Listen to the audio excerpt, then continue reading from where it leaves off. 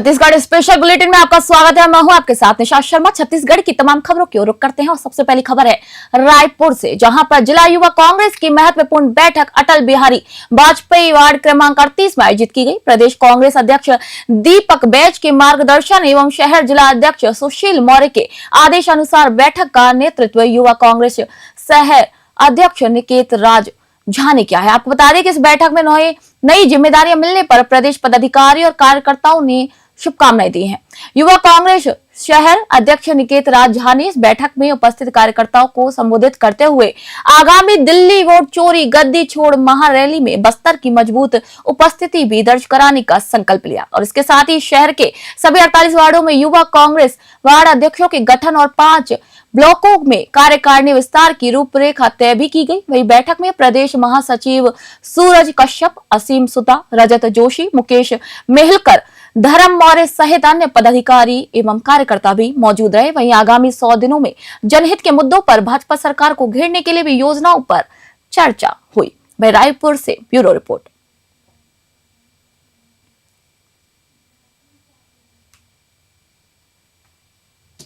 अगली खबर भी रायपुर से है, जहां तेलीबांधा थाना क्षेत्र में दिनांक 27 अक्टूबर 2025 को प्रार्थी निदेश राव और उसके मित्र अभिषेक दुबे के साथ हुई लूट का मामला पुलिस ने सुलझा लिया। प्रार्थी ने बताया कि राम मंदिर के पास खड़े होने पर 2 अज्ञात युवक मोटरसाइकिल पर आए और सोने की चेन लूटकर फरार हो गए। एसएसपी डॉक्टर लाल उमेश सिंह के निर्देश पर एंटी क्राइम और साइबर यूनिट की संयुक्त टीम ने घटनास्थल का निरीक्षण, सीसीटीवी फुटेज की जांच और मुखबिर की मदद से आरोपियों की पहचान की। टीम ने तेलीबांधा निवासी हसमुख महानंद और महिला आरोपी कौशल्या माहेश्वरी को गिरफ्तार किया है। आरोपियों के कब्जे से लूट की सोने की चेन और मोटरसाइकिल भी जब्त की गई है, जिसकी कीमत लगभग 2.5 लाख रुपए है। वही प्रकरण में एक अन्य आरोपी भी अभी फरार चल रहा है, जिसकी तलाश लगातार की जा रही है। गिरफ्तार आरोपियों के खिलाफ आवश्यक धाराओं में कार्रवाई की जा रही है। रायपुर से ब्यूरो रिपोर्ट।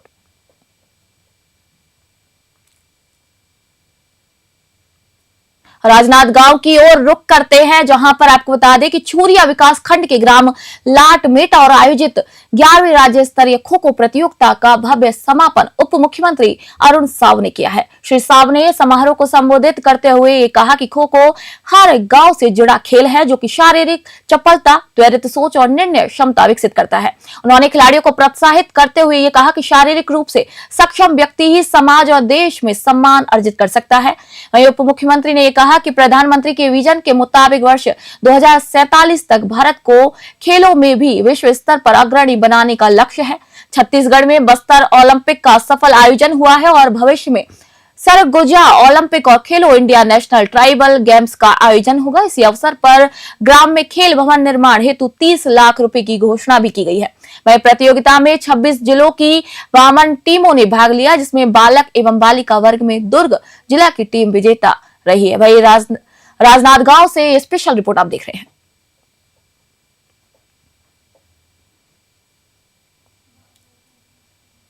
अगली खबर भी रायपुर से, जहां प्रदेश कांग्रेस अध्यक्ष दीपक बैज ने प्रेस कॉन्फ्रेंस में केंद्र और राज्य सरकार दोनों पर गंभीर आरोप लगाए हैं। उन्होंने मोदी सरकार की एकाधिकारवादी नीतियों को देश में विमानन संकट, इंटरनेट और कोयला आपूर्ति में असंतुलन का कारण बता दिया। बैज ने कहा कि इंडिगो जैसी कंपनियों के वर्चस्व ने नागरिकों को प्रभावित किया है। वहीं बैज ने छत्तीसगढ़ में धान खरीदी की अव्यवस्था, किसानों को टोकन न मिलना और एग्री स्टेक पोर्टल पर पंजीकरण की दिक्कतों पर भी सरकार की नीयत पर सवाल उठाए हैं। उन्होंने बिजली बिल में बढ़ोतरी, स्मार्ट मीटर की गलत गणना और मीटर चेकिंग में शुल्क वसूलने पर भी चिंता जाहिर की है। बैज ने राजधानी में फायर सेफ्टी ऑडिट की लापरवाही और एमबीबीएस छात्रों के पीजी सीट कोटे में कटौती पर सरकार को कटघरे में लाकर खड़ा कर दिया। उनका कहना था कि इन नीतियों से आम जनता, किसानों और छात्रों को गंभीर परेशानी हो रही है। आप देख रहे हैं रायपुर से ब्यूरो स्पेशल रिपोर्ट। पूरी छत्तीसगढ़ में धान खरीदी सबसे बड़ा किसानों के लिए संकट पैदा हो चुका है। वो इसलिए कि सरकार की सिर्फ गलत नीति के वजह से। एक तरफ तो टोकन के लिए किसान दर दर भटकने को मजबूर है, दूसरी तरफ खरीदी केंद्रों में खरीदी की एक लिमिट तय कर दिया गया है। एग्री स्टेक पोर्टल पूरी तरह से फेल हो चुका है और रकबा को काट दिया गया है। मतलब ऑल ओवर किसान को देखें तो किसानों के लिए इस सरकार ने जटिल नियम पैदा कर दिया है, जो किसान दर दर भटकने को मजबूर है। आइए आपको बता दें कि उप मुख्यमंत्री ने आखिर क्या कहा। उप मुख्यमंत्री अरुण साहब ने यह कहा कि राज्य सरकार खिलाड़ियों के लिए उत्कृष्ट खेल सुविधाएं तो सुनिश्चित करने के लिए पूरी प्रतिबद्धता से लगातार काम कर रही है। उन्होंने ये भी कहा कि मुख्यमंत्री विष्णुदेव साय के नेतृत्व में केंद्र सरकार की नीतियों और मोदी जी की गारंटियों को लागू करने का कार्य लगातार जारी है। वहीं अरुण साहब ने यह भी कह दिया कि राज्य सरकार खेल और खिलाड़ियों के विकास को लेकर प्राथमिकता देती है और इसी के लिए सभी आवश्यक कदम भी लगातार उठाए जा रहे हैं। सरकार का लक्ष्य खिलाड़ियों को बेहतर प्रशिक्षण, आधुनिक खेल सुविधाएं और पर्याप्त संसाधन उपलब्ध कराना है ताकि वे अपनी प्रतिभा और कौशल को उच्चतम स्तर पर प्रदर्शित कर सके। आपको बताएं कि उप मुख्यमंत्री ने यह भी कहा कि हर स्तर पर खिलाड़ियों की आवश्यकताओं और आकांक्षाओं का सम्मान किया जाएगा, जिससे खेल में उत्कृष्ट प्रदर्शन को बढ़ावा मिलेगा। राज्य सरकार इसी दिशा में सभी योजनाओं और परियोजनाओं को लेकर भी लगातार प्रभावी ढंग से इन्हें लागू कर रही है। यह रायपुर से स्पेशल रिपोर्ट हम आपको बता रहे हैं। राजनांदगांव जिले के विभिन्न कार्यक्रमों में सम्मिलित होने से आया हूं।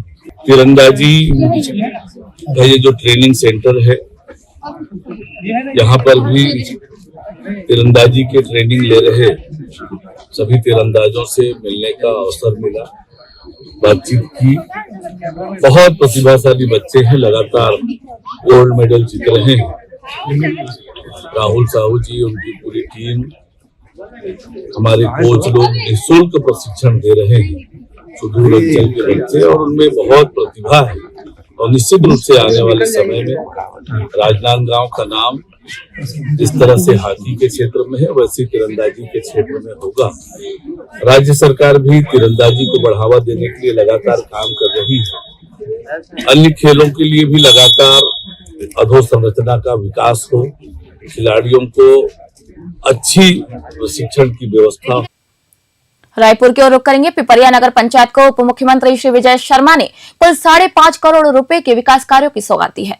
पीएम श्री स्वामी आत्मानंद अंग्रेजी माध्यम स्कूल परिसर में आयोजित कार्यक्रम में उन्होंने विधि पूर्वक पूजा अर्चना कर विभिन्न निर्माण कार्यों का भूमि पूजन और लोकार्पण किया। वहीं कार्यक्रम में शिक्षा, स्वास्थ्य और नगरीय बुनियादी सुविधाओं के क्षेत्र में परियोजनाओं का शुभारंभ भी किया गया। इसमें स्कूल उन्नयन, सामुदायिक भवन, चौराहा निर्माण, high mast light, CC road, व्यायामशाला, पाथवे, प्रयोगशालाएं और खाद्य गोदाम भी शामिल हैं। उप मुख्यमंत्री ने इसी दौरान कहा कि इन परियोजनाओं से पिपरिया में शिक्षा, स्वास्थ्य और नगर विकास को एक नई गति मिलेगी।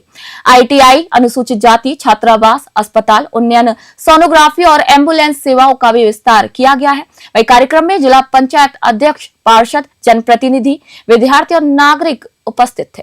रायपुर से स्पेशल रिपोर्ट आप देख रहे हैं।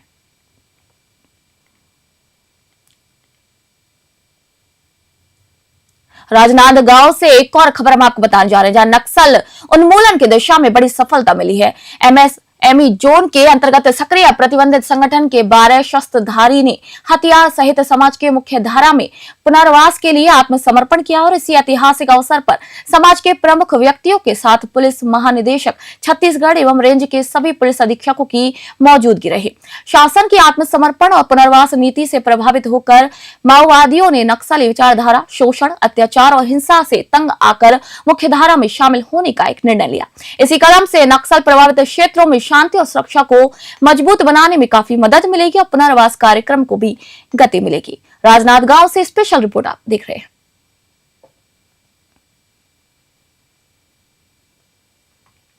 उत्तराखंड के रायपुर से एक और बड़ी खबर हम आपको दिए जा रहे हैं, जहां राज्यपाल रमेन डेका ने आज प्रधान महालेखाकार कार्यकाल में आयोजित ऑडिट पखवाड़ा 2025 के समापन समारोह में हिस्सा लिया है। और आपको बता दें कि अपने संबोधन में उन्होंने ये कहा कि भारतीय नियंत्रक एवं महालेखा परीक्षक का लोकतंत्र में सर्वोच्च स्थान है।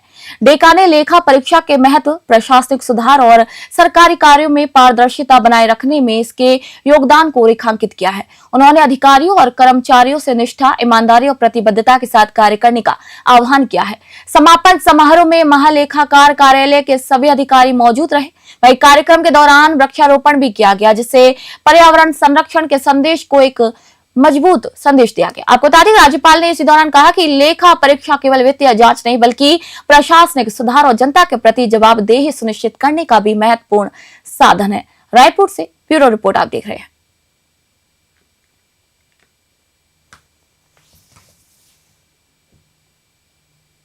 तो छत्तीसगढ़ बुलेटिन में आज के लिए इतना ही। छत्तीसगढ़ की तमाम खबरों के लिए जुड़े रहिए न्यूज़ 21 के साथ। मैं निशा शर्मा अब आप सभी से इजाजत लेती हूँ।